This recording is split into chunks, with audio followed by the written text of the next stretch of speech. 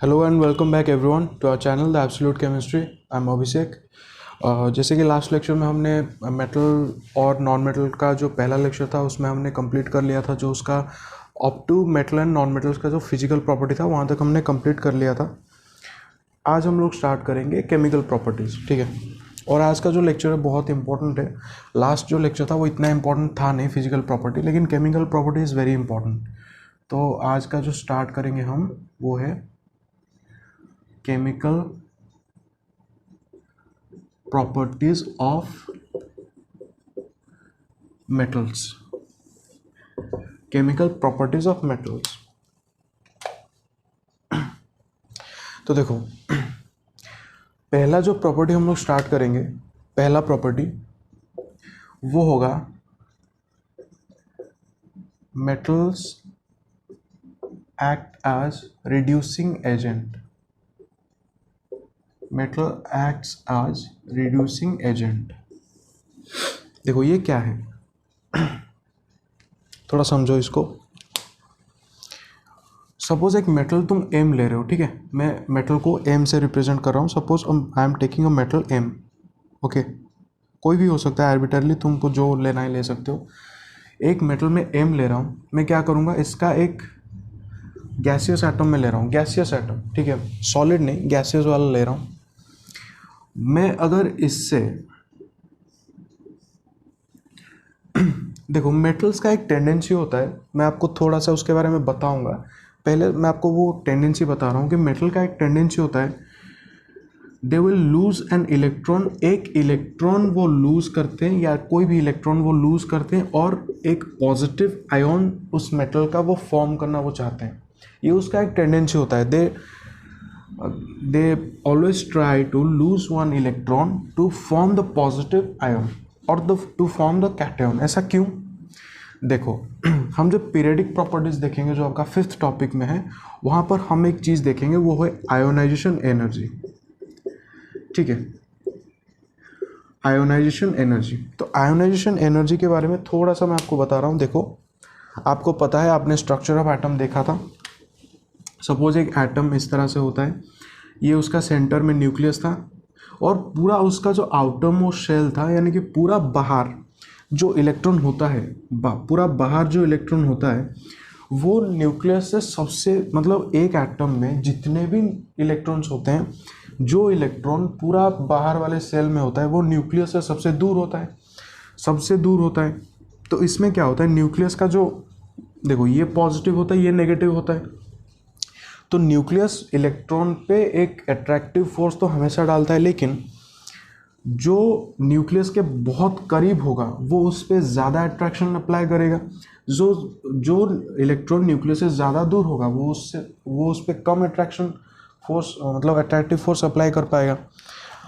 तो एक एटम में जो इलेक्ट्रॉन पूरा सबसे बाहर वाले सेल में होता है, उस पर इलेक्ट्रॉन, जो न्यूट्रॉन का जो अट्रैक्शन होता है वो सबसे लोएस्ट होता है। तो हमारे लिए क्या होता है ना, इस इलेक्ट्रॉन को अगर हमें निकालना पड़ेगा, हम चाहते हैं कि इस इलेक्ट्रॉन को हम निकाल दें, इस एटम के सरफेस से इस इलेक्ट्रॉन को निकाल दें। तो कैसे निकालेंगे? अगर हम कुछ कुछ एनर्जी हम लोग प्रोवाइड करेंगे, बिकॉज जो भी हो कम ही सही, लेकिन न्यूक्लियस कुछ ना कुछ तो अट्रैक्शन फोर्स उस पर डाल ही रहा होगा ना, कुछ ना कुछ तो डेफिनेटली डाल रहा होगा। अगर हमें उस अट्रैक्शन फोर्स को हमें तोड़ना होगा तो डेफिनेटली हमें कुछ बाहर से एनर्जी डालना होगा, क्योंकि आप वो इलेक्ट्रॉन उस सरफेस में एक अट्रैक्शन, मतलब कि देखो मैं आपको समझाता हूँ, ये है न्यूक्लियस, ये है सपोज इलेक्ट्रॉन। एक अट्रैक्शन फोर्स कहीं ना कहीं, चाहे कम हो ज़्यादा हो, कुछ ना कुछ एक अट्रैक्शन तो है। अगर इसको हमें तोड़ना होगा, इसको अगर हमें तोड़ना है, इस इलेक्ट्रॉन को निकालने के लिए इस अट्रैक्शन को तोड़ना है, हमें बाहर से कोई ना कोई डेफिनेटली कुछ एनर्जी देना होगा। और जो एनर्जी दे के हम इसको निकाल देते हैं उसी को हम बोलते हैं ionization energy. The amount of energy required to remove one electron from a gaseous atom is known as ionization energy. इसको हम देखेंगे, इसको हम पीरियोडिक प्रॉपर्टी में बहुत अच्छे से देखेंगे। मैं आपको बस समझा रहा हूँ कि आयोनाइजेशन एनर्जी क्या है। एक एटम का जो आउटरमोस्ट इलेक्ट्रॉन होता है उसको निकालने के लिए जितना अमाउंट ऑफ एनर्जी हमें यूज़ करना होता है उसी को हम बोलते हैं आयोनाइजेशन एनर्जी। तो तुम यहाँ पर थोड़ा सा अपना कॉमन सेंस यूज़ करो और मुझे बताओ कि ये जो इलेक्ट्रॉन को लूज जब करेगा, अच्छा एक इलेक्ट्रॉन को जब लूज करेगा, सपोज ये मेटल था, नॉर्मल एक मेटल एटम था, इलेक्ट्रॉन को जब लूज करके वो एक कैटन में कन्वर्ट होगा और साथ साथ ये वाला इलेक्ट्रॉन लूज हो गया। तो ये जो इलेक्ट्रॉन को लूज करना और ये कैटन को फॉर्म करना दोनों साइमल्टेनियस प्रोसेस है। तो मुझे बताओ ये जो इलेक्ट्रॉन को जब लूज करना, अगर हमारा अल्टीमेट गोल है कि इस इलेक्ट्रॉन को निकाल दे, इस इलेक्ट्रॉन को निकाल दे, और इस इलेक्ट्रॉन को निकालने के लिए हमें जो एनर्जी देना पड़ता है वो है आयोनाइजेशन एनर्जी। मुझे तुम बताओ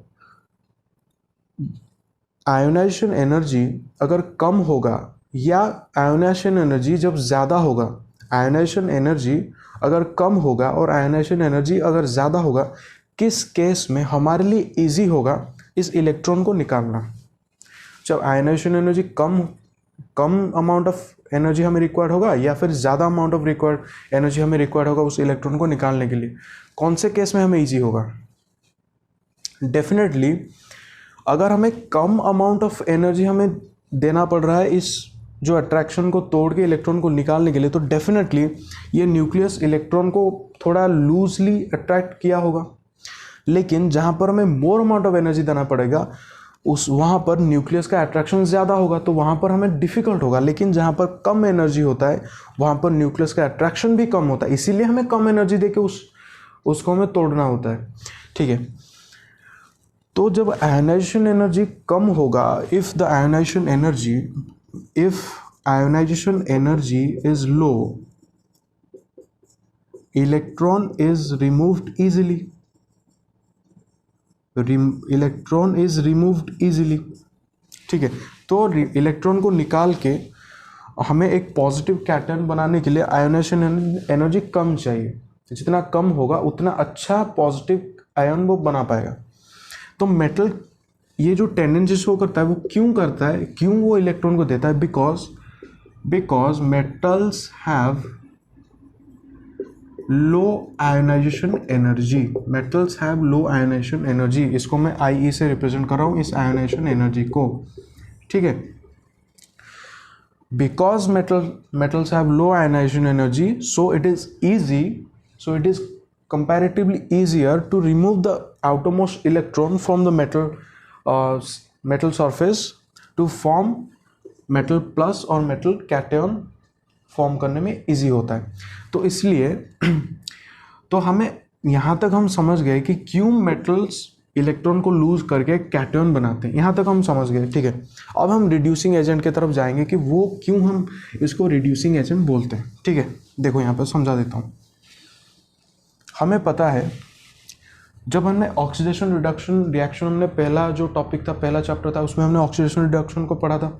वहाँ पर मैंने आपको समझाया था कि जो ऑक्सीडेशन प्रोसेस होता है, मैं आपको थोड़ा सा याद दिला रहा हूँ। इसको मैंने कैसे बोला था कि गेन ऑफ ऑक्सीजन से याद रखना, और बाकी दो चीज़ था उसको मतलब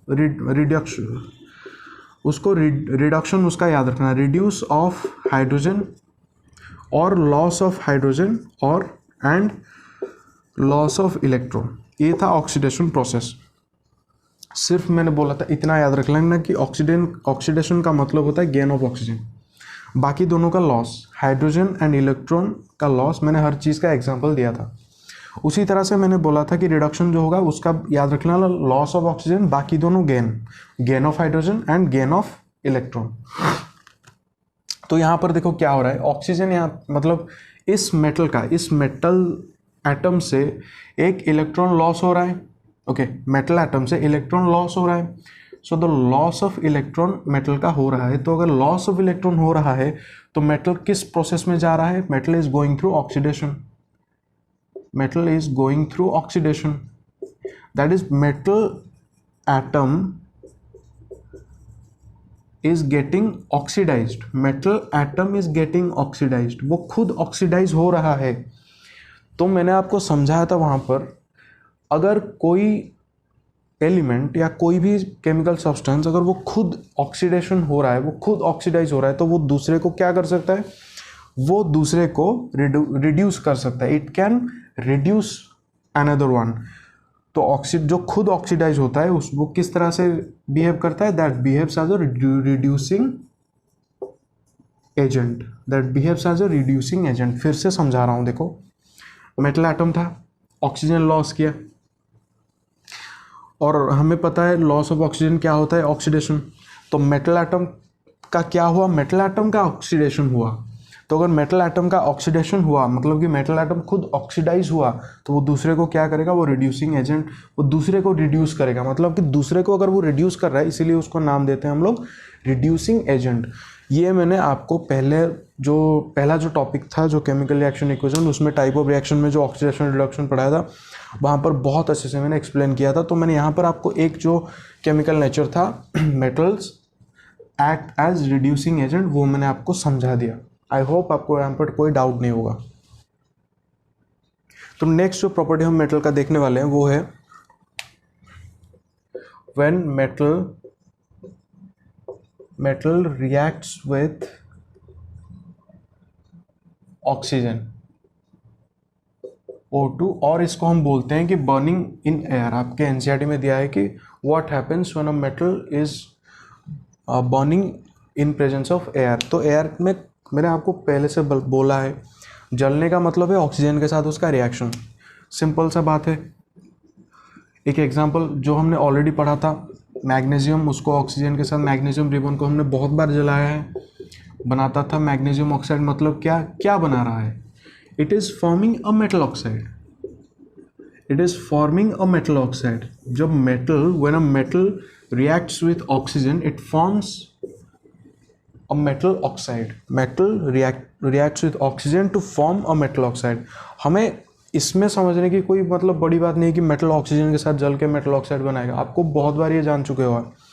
हमें इस मेटल ऑक्साइड के बारे में थोड़ा डिस्कशन करना है कि ये किस नेचर के होते हैं। हमें इस मेटल ऑक्साइड से ही मतलब होता है। देखो हमारा जो मेटल ऑक्साइड्स होता था, मैंने आपको एसिड बेस में ऑलरेडी मैंने आपको समझाया था, बहुत बार इसको मैंने समझाया था कि अगर कोई मेटल ऑक्साइड को जब हम इसको किसी एसिड के साथ रिएक्ट करवाते थे तो it was forming salt and water. Metal oxide when reacts with acid it was forming salt and water. तो मैंने बोला था कि ये एक तरह से न्यूट्रलाइजेशन रिएक्शन की तरह ही बिहेव कर रहा है। सॉल्ट एंड वाटर अगर फॉर्म हो रहा है तो it is behaving like a neutralization reaction. तो एसिड किसके साथ न्यूट्रलाइजेशन शो करता है, बेस के साथ। तो डेफिनेटली उससे मैंने बार बार हमने इस चीज़ को प्रूव किया है कि क्यों मेटल ऑक्साइड बेसिक नेचर के होते हैं। मेटल ऑक्साइड क्यों बेसिक नेचर के होते हैं, तो इसीलिए यहाँ पे थोड़ा ध्यान रखो। मैंने आपको बार बार ये मैंने समझाया, तो यहाँ पे मैं थोड़ा जल्दी बोल दिया कि एसिड अगर मेटल ऑक्साइड के साथ रिएक्ट करके सॉल्ट एंड वाटर बना रहा है जो कि न्यूट्रलाइजेशन रिएक्शन की तरह बिहेव कर रहा है, तो एसिड किसके साथ न्यूट्रलाइजेशन शो करता है, बेस के साथ। तो metal oxide definitely it has to behave as a base. तो मेटल ऑक्साइड बेस नेचर के होते हैं। लेकिन यहाँ पे ध्यान दो, यहाँ पे थोड़ा ध्यान देना है कि देखो क्या सारे मेटल ऑक्साइड बेसिक नेचर के होते हैं, क्या सारे मेटल ऑक्साइड बेसिक नेचर के होते हैं, नो। मैं ये बोलूँगा कि most of the metal oxides are basic, most of the are basic but not all of them. क्यों? क्योंकि कुछ मेटल ऑक्साइड्स ऐसे भी होते हैं, फ्यू मेटल ऑक्साइड्स ऐसे भी होते हैं, like for example aluminium oxide, zinc oxide. इन दोनों को अगर चलो हमने किसी एसिड के साथ चलो हमने अगर रिएक्ट किया तो वो as it is salt plus water provide करते हैं, और जिंक के साथ अगर करोगे ZnCl2 प्लस वाटर ये भी प्रोवाइड करेगा। ठीक है, ये जो दो मेटल ऑक्साइड होते हैं इनको जब हमने एसिड के साथ रिएक्ट किया इस तरह से, तो ये सॉल्ट होते हैं, एल्यूमिनियम क्लोराइड, जिंक क्लोराइड, और वाटर प्रोड्यूस किया। तो यहाँ पर ये किस तरह से बिहेव करते हैं, तो यहाँ पर ये दोनों बेस की तरह बिहेव किए, इन्होंने बेस की तरह बिहेव किया। लेकिन जब हमने इन दोनों मेटल ऑक्साइड को एक बेस के साथ जब हमने रिएक्ट करवाया सोडियम हाइड्रोक्साइड के साथ, they also form salt and water. हालांकि डिफरेंट सॉल्ट फॉर्म किया लेकिन सॉल्ट एंड वाटर प्रोड्यूस किया। कौन सा था उनका सॉल्ट? NaAlO2, और अगर जिंक के साथ वो था तो Na2ZnO2, और साथ में वाटर। ये हमारा हो गया सोडियम एल्यूमिनेट, इसका नाम होता है सोडियम एल्यूमिनेट और इसका नाम होता है sodium zincate. Zincate, okay, sodium zincate. ये भी एक सॉल्ट है, ये भी एक सॉल्ट है। अगर आप एल्यूमिनियम ऑक्साइड के साथ डालोगे तो सोडियम एल्यूमिनेट बनेगा, जिंक ऑक्साइड के साथ डालोगे तो सोडियम जिंकेट बनेगा।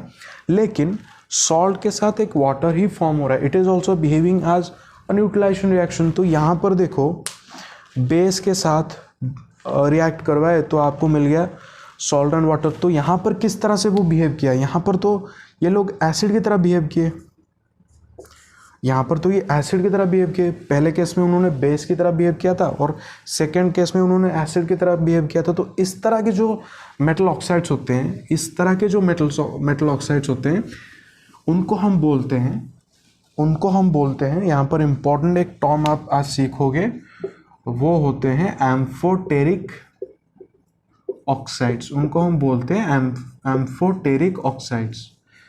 तो एम्फोटेरिक ऑक्साइड्स का क्या डेफिनेशन होता है? मेटल ऑक्साइड विच शोज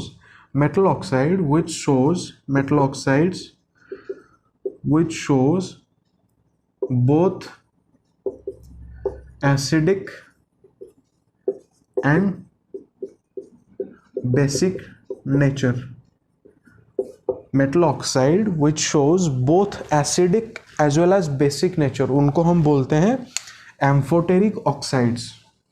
तो यहाँ पर ध्यान रखो कि all the metal oxides are not basic, most of them are basic, but few metal oxides like aluminium oxide, zinc oxide, this kind of metal oxides they act as a base as well as an acid। अगर तुम उनको base के साथ डालोगे तभी वो salt and water बनाएंगे, तो वो एसिड की तरह बिहेव किया। अगर तुम उनको एसिड के साथ डालोगे तभी वो सॉल्ट एंड वाटर बना के खुद बेस की तरह बिहेव करते हैं। तो जब दोनों प्रॉपर्टी वो शो करते हैं, acidic as well as basic nature show करते हैं, उस तरह के जो मेटल ऑक्साइड्स होते हैं उनको हम बोलते हैं एम्फोटेरिक ऑक्साइड्स। तो मेटल ऑक्साइड का ये एम्फोटेरिक नेचर के बारे में हमने पढ़ा। और थोड़ा हम आगे पढ़ते हैं इसको। देखो ये जो मेटल ऑक्साइड्स होते हैं ना, ये जो मेटल ऑक्साइड्स हमारे होते हैं, ये वाटर सॉल्युबल होते हैं या वाटर इनसॉल्युबल होते हैं? ध्यान रखना कि most of them are water insoluble, most of them are water insoluble. ये पानी के साथ जब रिएक्ट करते हैं दे बिकेम इनसॉल्युबल, वो वाटर में सॉल्युबल नहीं होते। लेकिन देयर आर फ्यू एक्सेप्शंस।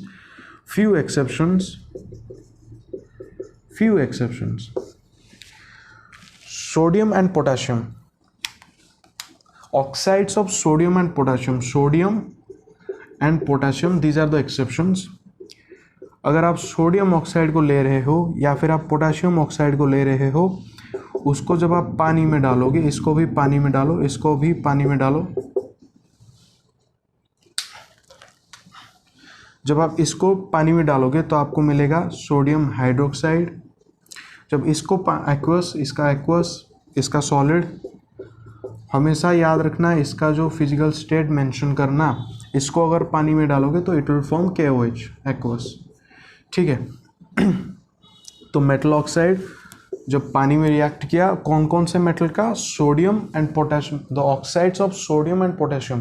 बाकी जितने होते हैं वो मोस्टली इनसॉल्युबल होते हैं, most of them are insoluble. Only sodium and potassium जो होते हैं वो पानी में सॉल्युबल होते हैं, उनका नेचर होता है सॉल्युबल, वो थोड़ा पानी में सॉल्युबल होते हैं और वो sodium hydroxide and potassium hydroxide वो फॉर्म करते हैं, ठीक है।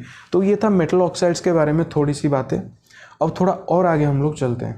देखो यहाँ पर एक चीज़ मैं और बता देता हूँ आपको। मेटल ऑक्साइड का नेचर जनरली क्या होता है? ये सब बेसिक नेचर के होते हैं, these are all basic in nature. तो अगर कोई बेस वाटर सॉल्युबल हो रहा है, if any base is water soluble, तो उसको क्या बोलते हैं? वाटर सॉल्युबल बेस को हम क्या बोलते हैं? अल्काली। याद करो, दीज आर अल्काली।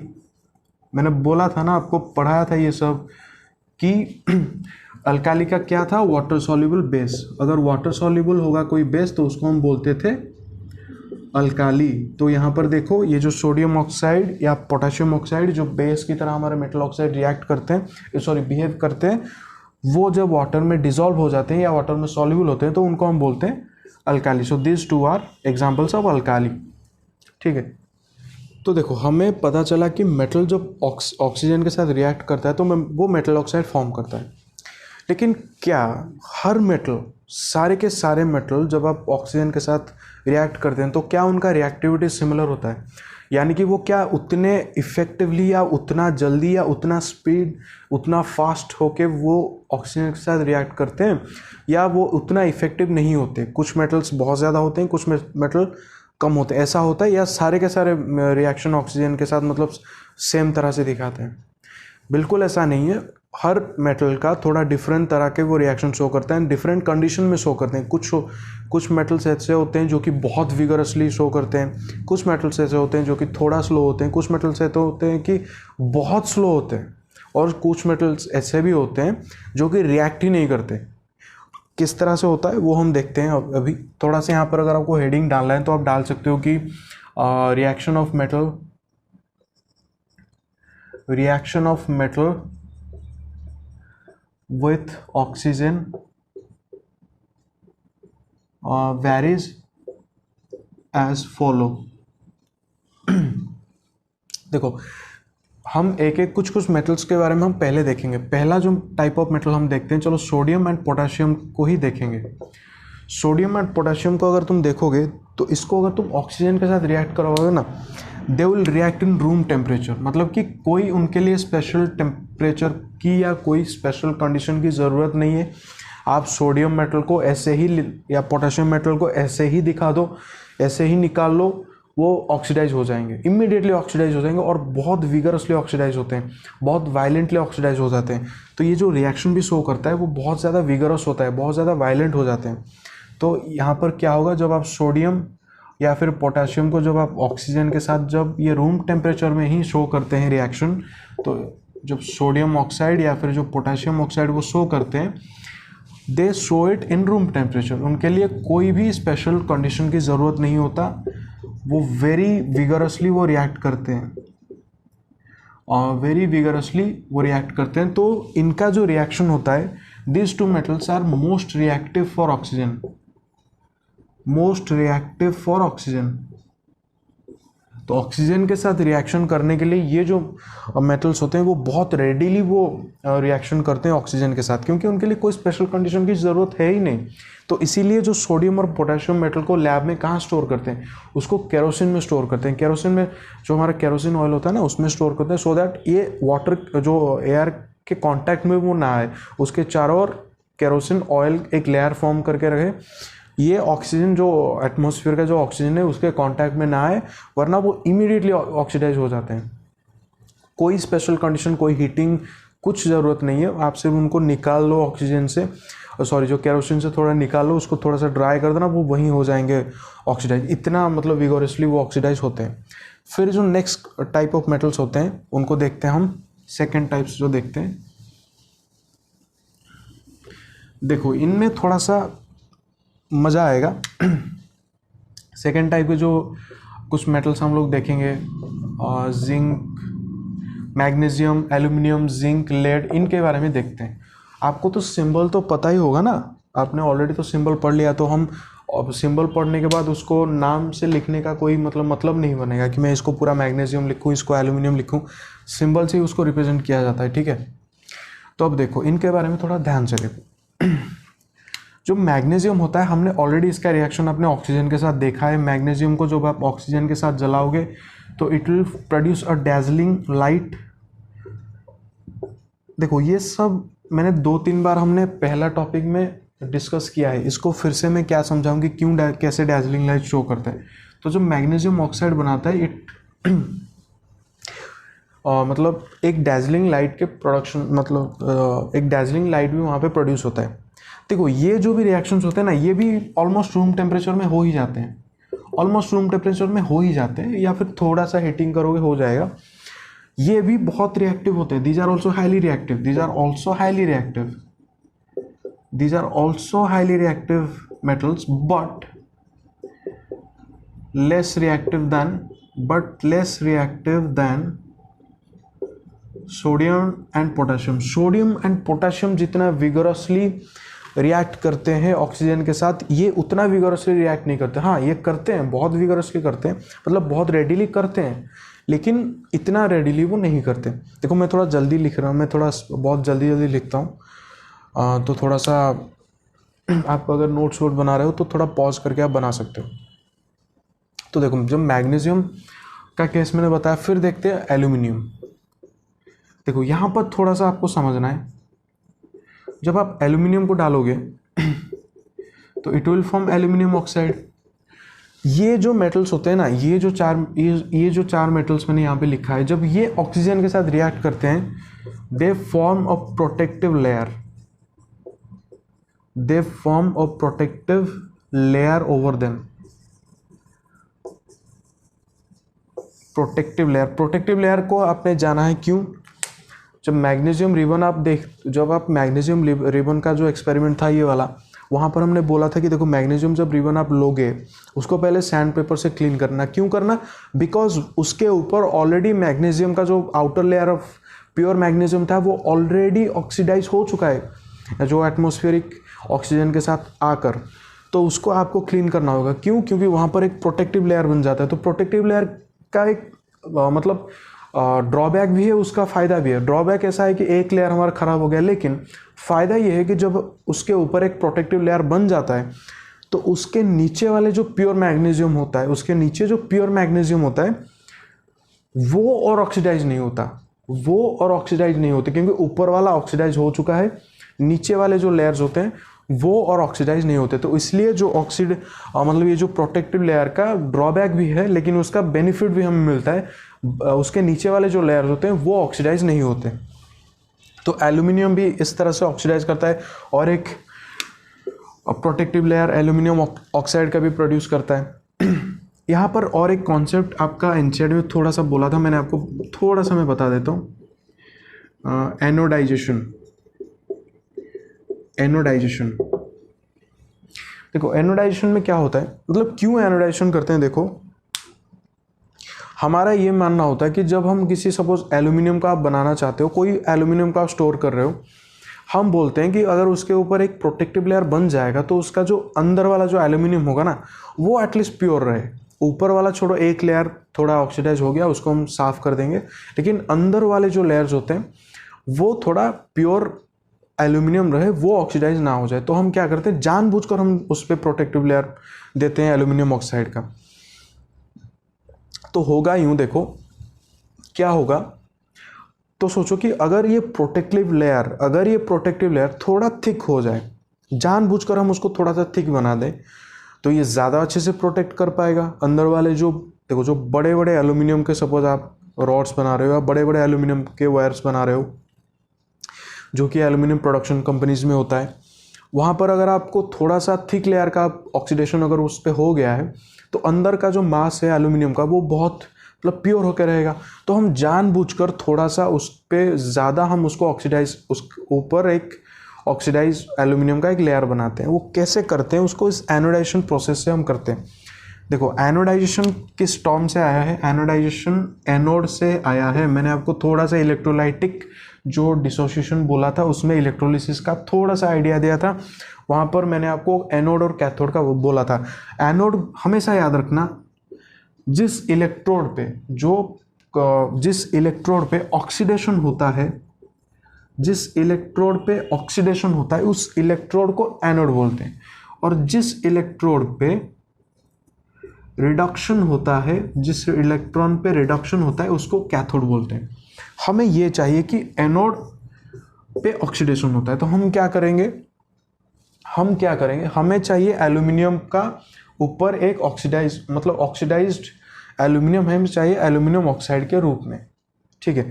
तो हम क्या करते हैं, सिंपल सा लॉजिक हम लोग यूज़ करते हैं, एंड एल्यूमिनियम को हम एनोड की तरह यूज़ करते हैं। जब हम एनोड की तरह यूज़ करेंगे एल्यूमिनियम को तो वहाँ पर ऑक्सीडेशन होगा, तो एल्यूमिनियम वहाँ पर ऑक्सीडाइज होगा। जब ऑक्सीडाइज होगा वो एल्यूमिनियम ऑक्साइड फॉर्म करेगा और उसके ऊपर वो डिपॉजिट होता रहेगा, उसके ऊपर वो ज़्यादा और ज़्यादा डिपॉजिट होता रहेगा। वो जो प्रोटेक्टिव लेयर होगा उसका थिकनेस थोड़ा बढ़ेगा।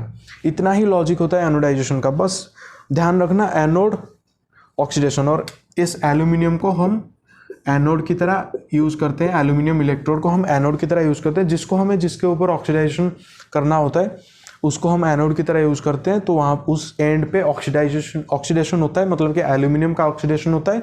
ऑक्सीडेशन का मतलब होता है वो ऑक्सीजन के साथ मिलकर एल्यूमिनियम ऑक्साइड बनाएगा और उसके ऊपर वो प्रोटेक्टिव लेयर बनाता जाएगा। तो हमें जो प्रोटेक्टिव लेयर को थिक बनाने के लिए हम एनोडाइजेशन के यूज़ करते हैं। कैसे यूज़ करते हैं? बस एल्यूमिनियम को एनोड बना दो, क्योंकि एनोड किस इलेक्ट्रोड को बोलोगे? जिस इलेक्ट्रोड पे ऑक्सीडेशन होता है। ध्यान रखना, साइन पे कभी मत जाना। लोग बोल देते हैं कभी कभी कैथोड मतलब पॉजिटिव, एनोड मतलब नेगेटिव। ऐसा कुछ नहीं है, बिल्कुल नहीं है। ऑक्सीडेशन हो रहा है उस इलेक्ट्रोड पे तभी उसको एनोड बोलोगे, रिडक्शन होगा जिस इलेक्ट्रोड पे उसको कैथोड बोलोगे। ये आप 11-12 में भी जो इलेक्ट्रोलिसिस पढ़ोगे ना, इसको ध्यान रखना। कोई आपको साइन बोलेगा कि यहाँ पे पॉजिटिव होता है वहाँ पे नेगेटिव होता है, कुछ मत सुनना। साइन बिल्कुल रिप्रेजेंट नहीं करते, रिप्रेजेंट करते हैं इस ये जो ऑक्सीडेशन है रिडक्शन। ऑक्सीडेशन होगा तो एनोड, रिडक्शन होगा तो कैथोड। ठीक है, तो ये एनोडाइजेशन का प्रोसेस था। फिर आप देखो जिंक जब हम लोग यूज़ करते हैं या लेड को जब हम लोग ऑक्सीडाइज करते हैं,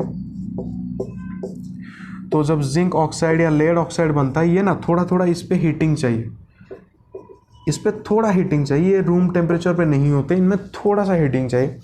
तो जो रिएक्टिविटी ऑर्डर होता है ऑक्सीजन के साथ रिएक्शन करने का, जो रिएक्टिविटी ऑर्डर होता है ऑक्सीजन के साथ रिएक्शन करने का, वो रिएक्टिविटी ऑर्डर इन चारों में होता है मैग्नीशियम का सबसे ज़्यादा, क्योंकि वो बहुत अच्छे से ऑक्सीडाइज होता है। इसको तो पूरा वाइट पाउडर बना देता है, वो इतना अच्छे से ऑक्सीडाइज होता है, वो वाइट पाउडर बना देता है, एक डैजलिंग लाइट भी फॉर्म करता है।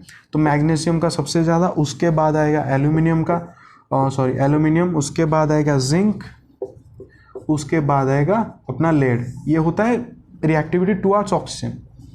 लिख भी देता हूँ, रिएक्टिविटी टुवर्ड्स ऑक्सीजन। मैग्नीशियम का सबसे ज़्यादा, फिर एल्यूमिनियम, फिर जिंक, फिर लेड। ठीक है, फिर थोड़ा और आगे देखते हैं हम लोग। तो अब कुछ और मेटल्स का हम लोग चलो देखते हैं। उसमें से पहला मेटल हम देखते हैं, चलो आयरन का। ठीक है, पहले हम आयरन का देखते हैं। देखो, जब हम लोग आयरन को ऑक्सीडाइज करते हैं, जब हम लोग आयरन को ऑक्सीडाइज करते हैं, तो ये रूम टेम्परेचर या फिर कोई मतलब इतना भी कोई मतलब कम हीट में वो नहीं शो करता है ऑक्सीडेशन। बहुत ज़्यादा उसको हीट करना पड़ता है, हाईली हीट, मतलब उसको बहुत ही ज़्यादा हाई हीट चाहिए होता है ऑक्सीडेशन शो करने के लिए। जब वो ऑक्सीडेशन शो करता है, ये पूरा का पूरा भी तो मतलब कलर चेंज नहीं करता, सिर्फ ये थोड़ा रेड कलर, जब बहुत ज़्यादा हीट होता है ना तो वो थोड़ा रेड कलर बस शो करता है। लेकिन ऑक्सीडेशन यहाँ पर भी इतना ज़्यादा अच्छे से नहीं होता, बिकॉज बहुत high amount of heat produce होता है। देखो, जब ऑक्सीडाइज होता है तो कौन सा वाला ऑक्साइड वो फॉर्म करता है, वो हमारे लिए इम्पोर्टेंट होता है, वो हमारे लिए इम्पोर्टेंट है। याद रखना, Fe3O4 प्रोड्यूस करता है, Fe3O4 प्रोड्यूस करता है। और ये जो Fe3O4 है ना, it is a mixture of FeO plus Fe2O3, मतलब कि Fe+2 ferrous ion and Fe+3 ferric ion. This is the ferrous ion, this is the ferric ion. इन दोनों का मिक्सचर बन के जो ऑक्साइड होता है वो वही वाला फॉर्म करता है। फेरॉक्स ऑक्साइड और फेरिक ऑक्साइड का जो मिक्सचर होता है वो उसको फॉर्म करता है। और ये जो ऑक्साइड होता है इसको बोलते हैं magnetic oxide of iron. Magnetic oxide of iron, ये मैग्नेटिक नेचर अच्छे से शो करता है। मैग्नेटिक ऑक्साइड ऑफ आयरन वो किस तरह से किसके साथ मिलकर बनाता है, वो फेरॉक्स ऑक्साइड और फेरिक ऑक्साइड का जो मिक्सचर होता है वो फॉर्म करता है। तो देखो, इसका जो रिएक्टिविटी होता है ऑक्सीजन से, वो डेफिनेटली जो पहले हमने पढ़ा है मैग्नीशियम, एल्यूमिनियम, जिंक, लेड, उससे कम ही होता है, उससे कम होता है। और एक दूसरा एटम हम लोग चलो देखते हैं कॉपर का। यहीं पे कर देता हूँ मैं, क्योंकि इन दोनों का थोड़ा कंपैरिजन हम कर सकते हैं। देखो, जब कॉपर का ऑक्सीडेशन हम करते हैं तो क्या करेंगे, कॉपर को जब आप ऑक्सीडेशन करोगे it will form copper oxide. लेकिन ये जो प्रोसेस है ना बहुत लंबा है। यहाँ पर हम बोलते हैं इसको prolonged oxidation, prolonged heating, sorry oxidation नहीं, प्रोलॉन्ग्ड हीटिंग, मतलब बहुत टाइम तक आपको हीट करना पड़ेगा, बहुत टाइम तक, फिर जाके वो ब्लैक कलर का कॉपर ऑक्साइड फॉर्म करता है। फॉर्म भी करता है क्या, उसके ऊपर वाला लेयर ही ऑक्सीडेशन होता है बहुत ज़्यादा हीट करने पर। तो इन दोनों के बीच अगर रिएक्टिविटी को शो करना है तो आयरन ज़्यादा अच्छा, मतलब कॉपर के कंपैरिजन में आयरन बेटर रिएक्टिविटी शो करता है। आयरन बेटर रिएक्टिविटी शो करता है। देखो जो मैग्नीशियम, एल्यूमिनियम, जिंक, लेड हो गया, उसके बाद आप आयरन को डाल सकते हो, उसके बाद कॉपर को डाल सकते हो। अगर इनके बीच कंपैरिजन आए ऑक्सीजन का जो रिएक्टिविटी ऑर्डर होता है, कॉपर आयरन से कम रिएक्टिव होता है, less reactive than iron, because बहुत लंबा उसको हीट करना पड़ता है। कॉपर को, आयरन को आप बहुत लंबा नहीं, आपको थोड़ा ज़्यादा हीट तो करोगे, लेकिन थोड़ा हीट मिल जाएगा, वो इमीडिएटली रेड कलर वो शो कर देगा।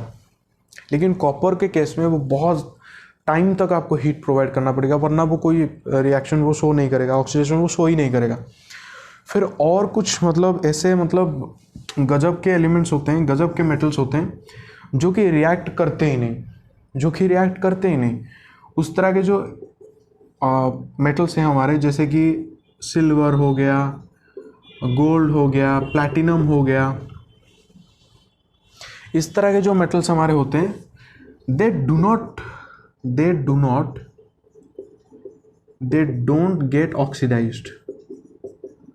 don't get oxidized।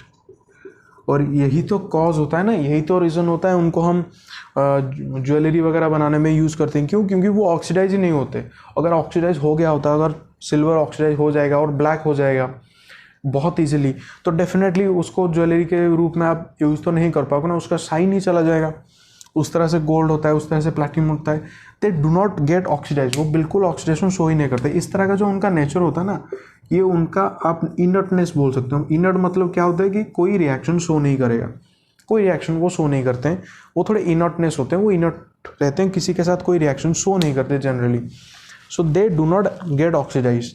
तो हमने देखा कि जो मेटल होता है वो ऑक्सीजन के साथ रिएक्ट तो करता है, लेकिन रिएक्शन भी किस तरह से वैरी करता है।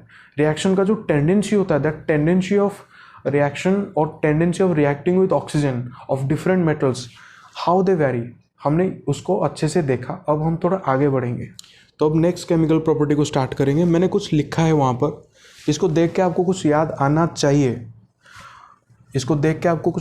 चाहिए, क्योंकि इसको मैंने बहुत अच्छे से समझाया था। मुझे पता है थोड़ा भूल चुके हो, लेकिन थोड़ा सा यहाँ पर भी मैं समझा दूंगा आपको। नेक्स्ट प्रॉपर्टी हम लोग स्टार्ट करेंगे मेटल का। जब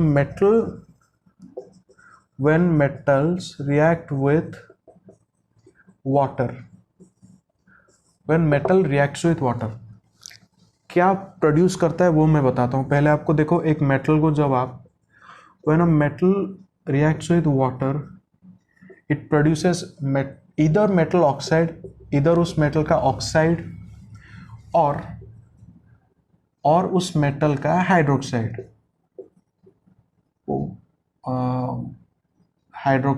इधर ऑक्साइड और hydroxide.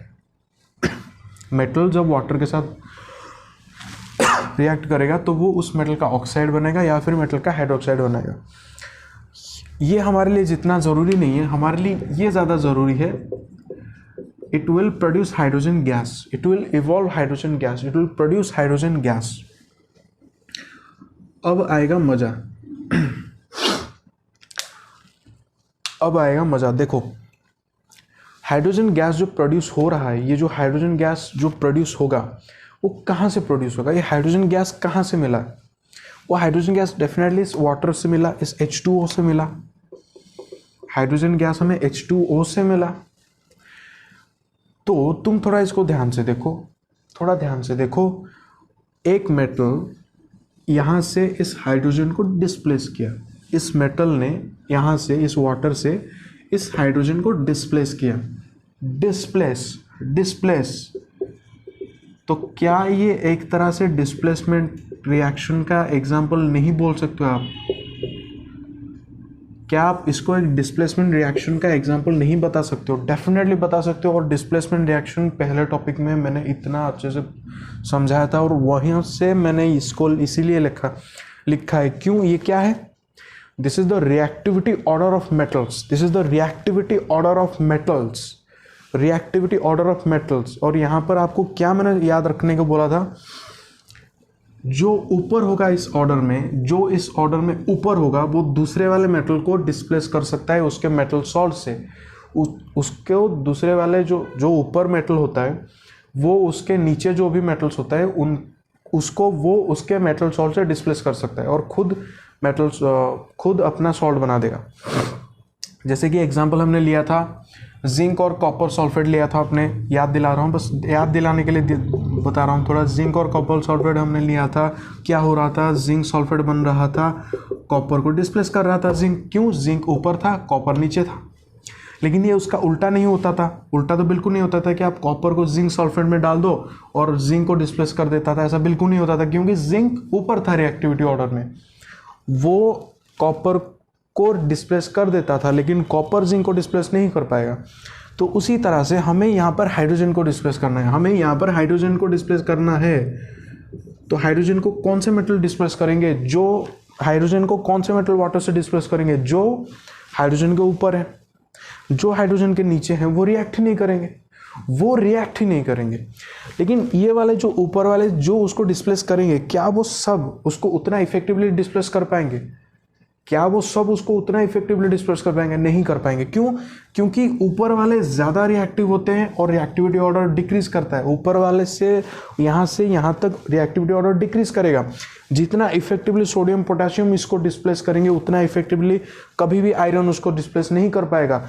It will be very difficult for iron to displace, मतलब कर देगा, लेकिन जितना इफेक्टिवली सोडियम पोटेशियम उसको करेंगे, उतना effectively iron can not displace hydrogen from water. अब हम लोग देखेंगे किस तरह से वो डिस्प्लेस करेंगे, मतलब किस तरह से वो वैरी करेगा उसका डिस्प्लेसमेंट। देखो, अगर हम सोडियम और पोटेशियम को तुम लोगे, इसको तुम अगर वाटर में डालोगे, याद रखना ये कोल्ड वाटर के साथ भी रिएक्शन कर देंगे। ये लोग कोल्ड वाटर के साथ रिएक्शन कर देंगे। कोल्ड वाटर के साथ रिएक्शन करके ये क्या बनाएंगे? They will produce sodium hydroxide और पोटेशियम हाइड्रोक्साइड। मैंने एक में लिख दिया है मैंने, सोडियम और पोटेशियम साथ साथ वो हाइड्रोजन गैस को प्रोड्यूस करेंगे। डिस्प्लेस तो कर देंगे, यह आपको पता है क्योंकि ऊपर है, हाइड्रोजन से रिएक्टिविटी ऑर्डर में बहुत ऊपर है, बहुत इफेक्टिवली वो उसको डिस्प्लेस करेंगे। इसीलिए तो वो कोल्ड वाटर में भी वो उसको डिस्प्लेस कर देते हैं। नॉर्मल कोल्ड वाटर में भी उसको डिस्प्लेस कर देंगे हाइड्रोजन। मज़ा यहाँ पर आएगा आपको। देखो, हाइड्रोजन डिस्प्लेसमेंट हो गया। ये जो रिएक्शन होता है, ये पहली बात तो है कि वेरी हाईली एक्सोथर्मिक, बहुत एक्सोथर्मिक होता है। और बहुत एक्सोथर्मिक जब हो जाता है तो क्या होता है, जब हाइड्रोजन गैस रिलीज होगा, इवॉल्व होगा। मैंने आपको बताया था कि जब हाइड्रोजन गैस का इवॉल्व होता है, उसको हम कैसे टेस्ट करते हैं, उसको जलाते हैं, वो एक पॉपिंग साउंड देता है। ये जो एक्सोथर्मिक रिएक्शन होता है, इतना ज़्यादा एनर्जी प्रोड्यूस कर देता है कि ये hydrogen gas catches fire in case of sodium and potassium. इसीलिए आप YouTube में बहुत सारे वीडियोस हैं, आप जाके अभी इसको पॉज करके आप जाके देख सकते हो, सोडियम मेटल इन वाटर, बस इतना टाइप करना, वो मिल जाएगा। देखना लोग कितना सोडियम मेटल को लाके पानी में डाल देते हैं और वो किस तरह से वो एक एक्सप्लोजन की तरह होता है, साउंड प्रोड्यूस होता है, वो एक्सप्लोसिव की तरह बिहेव करता है। इसीलिए क्योंकि बहुत ज़्यादा क्योंकि पहली बात तो वो बहुत रिएक्टिव है, हाइड्रोजन को डिस्प्लेस कर देंगे। जब हाइड्रोजन को डिस्प्लेस कर देते हैं, नॉर्मल कोल्ड वाटर में भी बहुत ज़्यादा हीट प्रोवाइड करते हैं, बहुत ज़्यादा एक्सोथर्मिक होता है। जो हाईली एक्सोथर्मिक जो बन जाते हैं, तो यहाँ पर क्या होता है, the hydrogen gas that catches fire. जब फायर ये कैच करता है, देन इट बिकेम्स एक्सप्लोसिव।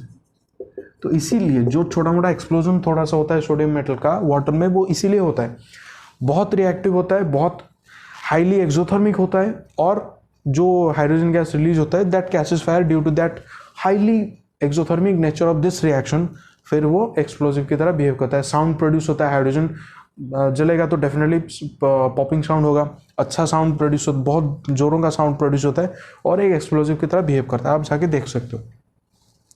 फिर देखो, ये वाला हमारा कैल्शियम है, ठीक है। यहाँ पे थोड़ा मैं बता देता हूँ कैल्शियम का। इसके साथ साथ यहाँ पर आप कैल्शियम को ले लो, इसको आप वाटर में डाल दो, ये भी कोल्ड वाटर में रिएक्शन कर देगा, ये भी कोल्ड वाटर में रिएक्शन करेगा। ये भी कैल्शियम हाइड्रोक्साइड प्रोड्यूस करेगा, साथ साथ H2 गैस प्रोड्यूस करेगा, H2 गैस प्रोड्यूस करेगा, बट ये भी एक्सोथर्मिक होगा, ये भी एक्सोथर्मिक होगा, ये भी हीट प्रोड्यूस करेगा, बट ये जो हीट प्रोड्यूस करेगा वो इतना ज़्यादा हीट सफिशिएंट नहीं होगा कि हाइड्रोजन गैस फायर को कैच करे। इतना ज़्यादा वो मतलब हीट वो प्रोड्यूस नहीं कर पाता है कि हाइड्रोजन गैस को जला दे।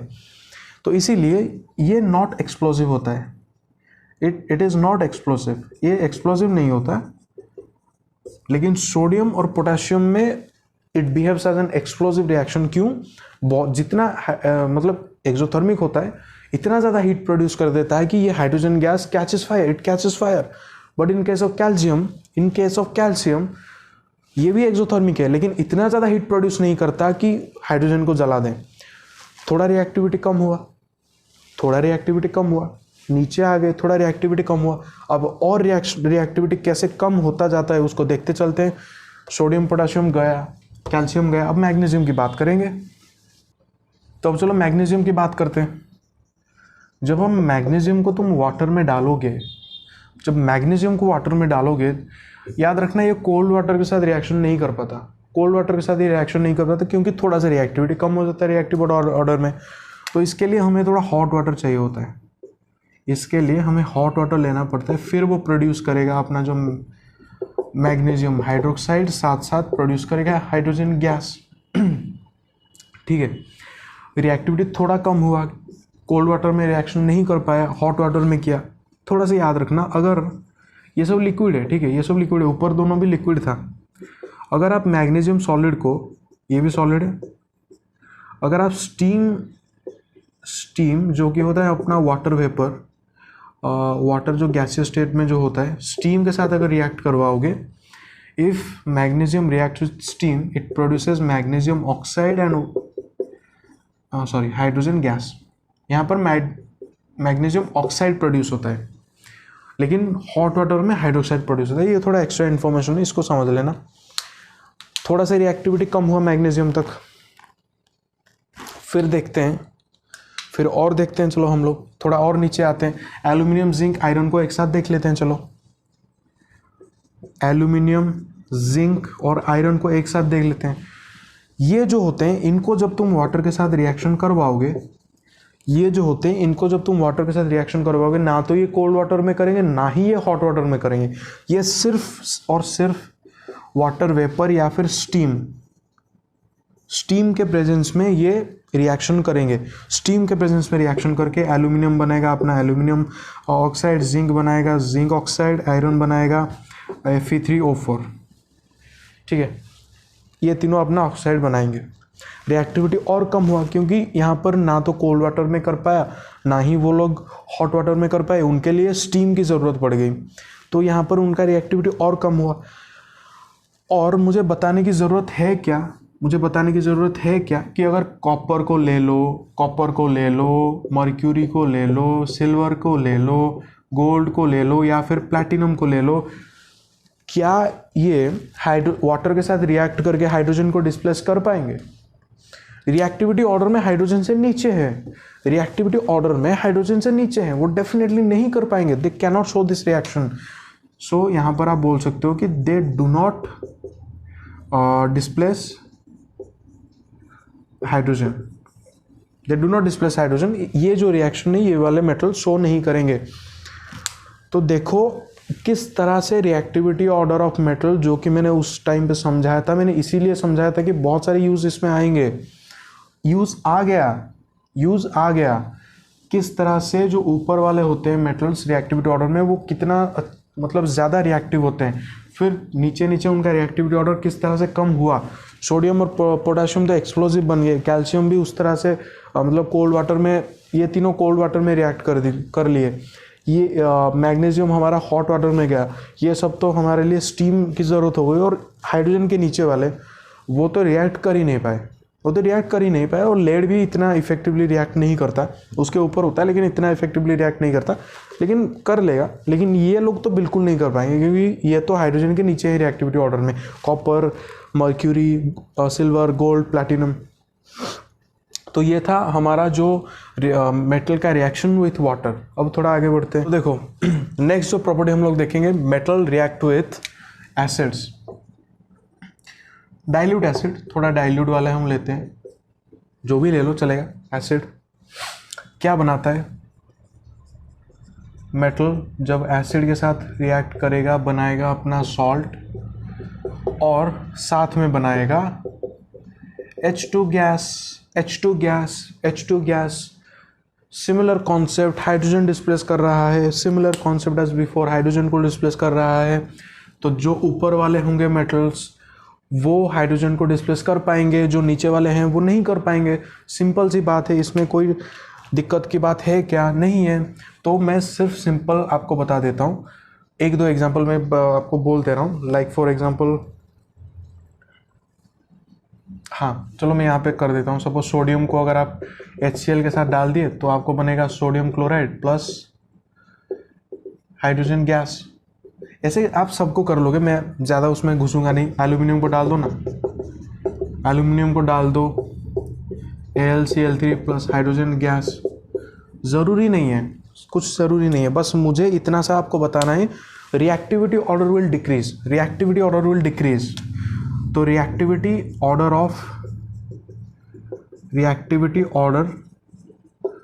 विथ एसिड अगर आपको पूछा जाए तो आप सिंपली पूरा इस रिएक्टिव ऑर्डर को डाल देना इसमें। पोटेशियम, फिर सोडियम, फिर कैल्शियम, फिर मैग्नीशियम, फिर एल्यूमिनियम, फिर जिंक, फिर आयरन, फिर निकेल, फिर टिन, फिर लेड। इस तरह से आप इसको डाल दो, लिख देना।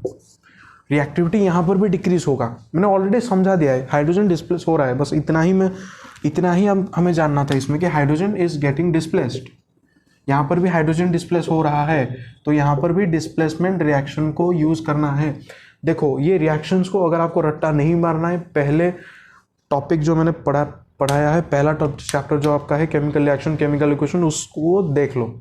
अगर आपको रिएक्शन रट्टा नहीं मारना है, किस तरह से रिएक्शन प्रोसीड करेगा, अगर आपको जानने में दिक्कत हो रहा है प्लीज़ उसको देख लो, फिर आपको कोई दिक्कत होने वाला होगा नहीं। तो डिस्प्लेस हो गया, तो ये भी एक डिस्प्लेसमेंट रिएक्शन है, ये भी एक डिस्प्लेसमेंट रिएक्शन का एग्जांपल हो गया। और ये वाले जो हैं, ये तो रिएक्ट ही नहीं करेंगे, ये वाला रिएक्शन ही नहीं करेंगे। सिमिलर एज बिफोर, पहला वाला जो एग्जांपल था उसी के तरह ही है, ये भी हुआ। अब एक थोड़ा इंटरेस्टिंग सा चीज़ हम लोग देखेंगे। देखो हम लोग ज्वेलरी बनाते हैं गोल्ड और प्लैटिनम से, आप जानते हो बहुत कॉमनली यूज़ होता है गोल्ड और प्लैटिनम। ये जो गोल्ड हमारा जो Au और जो प्लैटिनम होता है, इन दोनों को आप किसी भी कंसनट्रेटेड एसिड में, individual pure concentrated acid HCl डाल दो, concentrated HCl, concentrated H2SO4, concentrated HNO3 nitric acid, कुछ भी डाल दो, बिल्कुल कोई रिएक्ट नहीं करेंगे। दे do not react, they do not show any reaction, they do not react with any pure concentrated acid, they do not react with any pure concentrated acid, but they will react with a mixture of acid, मैं बताता हूँ उस mixture, HCl और HNO3 का mixture. HCl और HNO3, hydrochloric acid, nitric acid, इन दोनों का मिक्सचर किस रेशियो में 3:1 रेशियो में। जितना आप बनाओगे बाय वॉल्यूम, अगर आप 100 ml का ये सॉल्यूशन बनाओगे, 100 ml का अगर सॉल्यूशन बनाओगे तो 75 ml HCl का होगा, 25 ml HNO3 का होगा। 3:1 बाय वॉल्यूम, 3:1 बाय वॉल्यूम। इसका 75, इसका 25, अगर 100 ml आपको बनाना है। ये जो मिक्सचर बनता है, इसको हम लोग बोलते हैं aqua regia. This is a Latin term. इसका मतलब क्या होता है, इसका लिटिल मीनिंग क्या है कि royal water, regia for royal, water for aqua. Royal water, इसको बोलते हैं एक्वा रेजिया। इसको हमारे जो गोल्ड स्मिथ वगैरह होते हैं ना, वो इसको यूज़ करते हैं, जो गोल्ड वगैरह को वो जो वॉश वगैरह क्लीन करते हैं उसको यूज़ करते हैं। देखो इसका लॉजिक मैं आपको थोड़ा सा बता देता हूँ कि क्यों कोई एसिड काम नहीं कर पाया, लेकिन ये किस तरह से काम करते हैं। कोई एसिड काम नहीं किया लेकिन ये क्यों काम किए, मैंने आपको थोड़ा सा बताना है यहाँ पर। देखो जब आप 3HCl और 1HNO3 को मिला रहे हो, देन आपको बनेगा NOCl, साथ में H2O, और यहाँ पर क्लोरीन बनेगा जो कि नेसेंट क्लोरीन होता है। नेसेंट क्लोरीन, नेसेंट ऑक्सीजन, ये सब आप अभी नहीं जानते हो, वो थोड़ा प्योर फॉर्म में, मतलब वो Cl2 मॉलिक्यूल बना के नहीं रहते हैं।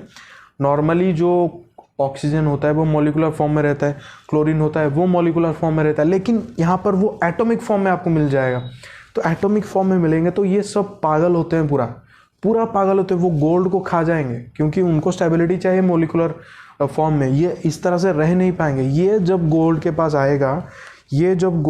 आएगा, जब क्लोरीन गोल्ड के साथ रिएक्ट करेगा, 3Cl नेसेंट क्लोरीन जब रिएक्ट करेगा, AuCl3 बनाएगा, इसको देखो रिएक्शन करवा देगा। That nascent chlorine is responsible which is produced from the aqua regia, that is responsible for the reaction of gold as well as अगर आप प्लैटिनम को रिएक्शन करवाओगे तो 4Cl के साथ प्लैटिनम भी रिएक्शन करके PtCl4 प्लैटिनम Cl4 भी बना देगा। क्यों? Due to this nascent chlorine जो कि प्रोड्यूस हुआ 3HCl और 1HNO3 से 3 को मिलाने से। ये 2 बनता है यहाँ पर। अगर इसको आप केमिकली बैलेंस करोगे इसको, तो यहाँ पर 2 नेसेंट क्लोरीन बनेगा। तो ये होता है एक्वा रेजिया का कॉन्सेप्ट, याद रखना इसको, इस मिक्सचर को याद रखना। 3HCl, 3 part of HCl, 1 part of HNO3 मिलकर वो नेसेंट क्लोरीन बनाते हैं और इसीलिए वो इसको रिएक्शन करवा देता है। तो ये था मेटल का रिएक्शन विथ एसिड, इसको भी खत्म कर लिया। अब थोड़ा आगे देखते। तो अब देखो हम देखते हैं metal react with another metal salt, किसी और मेटल के सॉल्ट के साथ रिएक्ट करता है। नहीं बताऊंगा इसके बारे में कुछ भी, आपको पता ही ये डिस्प्लेसमेंट रिएक्शन का एग्जांपल है, मैंने ऑलरेडी बता दिया है आपको। एग्जांपल भी मैंने ले लिया था। जिंक को जब आप कॉपर सल्फेट में डालोगे, जो कि कॉपर का सॉल्ट होता है, जिंक ऊपर है कॉपर नीचे है, जिंक कॉपर को डिस्प्लेस करेगा, क्या बनाएगा, खुद का एक सॉल्ट बना देगा और कॉपर को डिस्प्लेस कर देगा। इसका रिवर्स रिएक्शन पॉसिबल नहीं होगा। क्यों? क्योंकि कॉपर नीचे है, कॉपर कैन नॉट डिस्प्लेस। अगर आपको कोई दे देगा कॉपर को जिंक सल्फेट के साथ, it will show no reaction, क्योंकि जिंक को कॉपर डिस्प्लेस नहीं कर पाएगा, क्योंकि कॉपर नीचे है, जिंक ऊपर है रिएक्टिविटी ऑर्डर में। ये भी खत्म। ये मैंने इसको समझाने की कोई ज़रूरत नहीं, क्योंकि डिस्प्लेसमेंट रिएक्शन में बहुत अच्छे से समझाया, और इसके पहले मैंने 3 बार इसको समझा चुका हूँ। और बाकी के जो होता है ये डिस्प्लेसमेंट रिएक्शन का एग्जाम्पल होता है। आपको अगर रट्टा नहीं मारना है एग्जाम्पल, तो आप प्लीज़ थोड़ा सा जाके जो केमिकल रिएक्शन का मैंने लेक्चर किया है उसको थोड़ा देख लीजिए, अगर नहीं देखा है तो आपको ये सब जानने की, मतलब आपको रटने की कोई ज़रूरत नहीं पड़ेगी। आप खुद जान जाओगे कौन सा रिएक्शन किस तरह से रिएक्ट करेगा। देन नेक्स्ट देखो, थोड़ा सा रह गया, metal reacts with chlorine gas के साथ जब मेटल रिएक्ट करेगा वो किस तरह से करेगा। देखो कुछ नहीं, बस मोर रिएक्टिव जो मेटल्स होते हैं,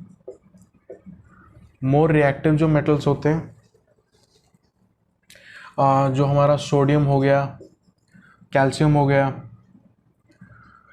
इस तरह के जो मेटल्स होते हैं वो अगर क्लोरीन के साथ रिएक्ट करते हैं तो वो रूम टेम्परेचर में ही क्लोरीन के साथ रिएक्ट कर सकते हैं। They can react with in room temperature. और magnesium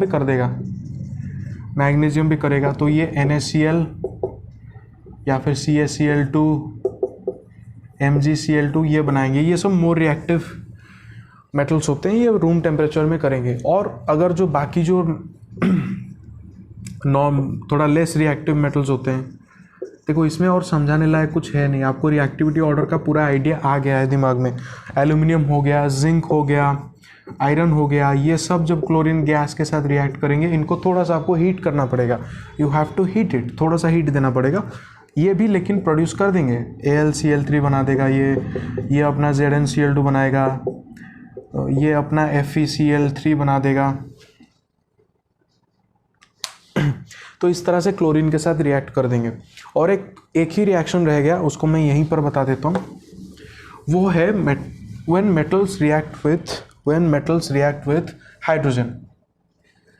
when metal reacts with hydrogen, देखो most of the metals do not react। यहाँ पर आप लिख सकते हो most of the metals do not react with hydrogen gas, but जो highly reactive होते हैं जैसे कि सोडियम और कैल्शियम, ये दोनों मेटल्स जब हाइड्रोजन गैस के साथ रिएक्ट करते हैं, ये दोनों they form NaH and CaH2। इन दोनों का सॉलिड बनाते हैं। इसका नाम क्या है? इसका नाम होता है सोडियम हाइड्राइड। इसका नाम होता है सोडियम हाइड्राइड। इसका नाम होता है कैल्शियम हाइड्राइड। इसका नाम होता है कैल्शियम हाइड्राइड। तो यहाँ पर आपको बस याद रखना है when metal react with hydrogen gas, they form metal hydrides। और most of the metals they do not react except for sodium and calcium। वो ज़्यादा रिएक्टिव होते हैं, they can perform this reaction। तो इतना ही था मेटल का जो केमिकल प्रॉपर्टी, आज इतना ही देखेंगे। और देखो ये जो रिएक्टिविटी ऑर्डर का कितना मतलब वास्ट यूज़ आज हमने किया। डिस्प्लेसमेंट रिएक्शन में इसको हमने पढ़ा था इसको हमने डिस्प्लेसमेंट रिएक्शन में यूज़ किया, हमने मेटल नॉन मेटल में यूज़ किया, हमने केमिकल प्रॉपर्टी ऑफ मेटल को समझने के लिए बहुत, और मोस्ट ऑफ द प्रॉपर्टीज़ में इसको यूज़ किया। तो आप देखो इतना आपको थोड़ा याद रखना चाहिए, इतना आपको मिनिमम याद रखना चाहिए, क्योंकि देखो ये लिस्ट बहुत लंबा है और बहुत सारे एलिमेंट्स हैं, लेकिन आप इतना याद रखो। अगर आपको डिफ़िकल्ट होगा इन तीनों को भी भूल जाओ, लेकिन इनको और इनको थोड़ा याद रखना। इनका सीरीज चलेगा अगर याद नहीं रखोगे तो, लेकिन इनका थोड़ा सीरियली इनको याद रखना। Potassium, sodium, calcium, magnesium, aluminium, zinc, iron, at least इतना याद रखना सीरियली। इनको भी थोड़ा याद रख लेना, अगर सीरियली नहीं होगा तो भी बस क्लस्टर में इसको याद रख लेना। ध्यान रखना हाइड्रोजन के ऊपर ये वाले हैं, हाइड्रोजन के नीचे ये वाले। इतना आप थोड़ा सा आपके लेवल में बस ये जो 5-6 हैं थोड़ा इनको सीरियली याद रखना। आई डोंट थिंक ये इतना डिफ़िकल्ट होगा आपके लिए, क्योंकि बहुत ज़्यादा यूज़ आप इसको करोगे। रिएक्टिविटी ऑर्डर किस तरह से वैरी करता है वो आप देखे ना आपने, मैंने पूरा अच्छे से इसको एक्सप्लेन किया कि किस तरह से जब आप डाउन द ऑर्डर इस लिस्ट में डाउन नीचे आते हो किस तरह से रिएक्टिविटी ऑर्डर वैरी करता है। तो थोड़ा इसको ध्यान में रखना। तो आज का क्लास थोड़ा सा इन्फॉर्मेटिव था और थोड़ा सा इम्पोर्टेंट भी था, थोड़ा कॉन्सेप्चुअल भी था। सो आई होप आप सबको समझ आया होगा। अगर आपको समझ आया है तो please like the video and please share it with your friends and classmates. And अगर आपको कोई डाउट्स वगैरह है तो आप कमेंट बॉक्स में पूछ सकते हो, या फिर आप हमारे जो ईमेल आईडी जो हमने डिस्क्रिप्शन बॉक्स में दिया है अब उसमें आप हमें पूछ सकते हो। So thank you for your patience.